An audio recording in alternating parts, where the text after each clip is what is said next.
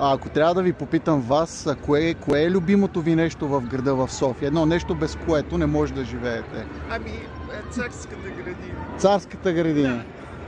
Извинявайте, говорите ли български? От България ли сте?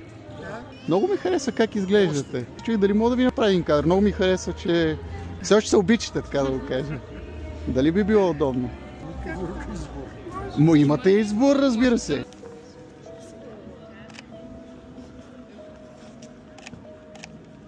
Какво е щастието на дългата любов? Ами, Кое е това не... Търпение. Търпение и добър навик. Много сте готини, аз затова ви спрях. Аз бях сигурен, че имате тая енергия, от която аз имам нужда.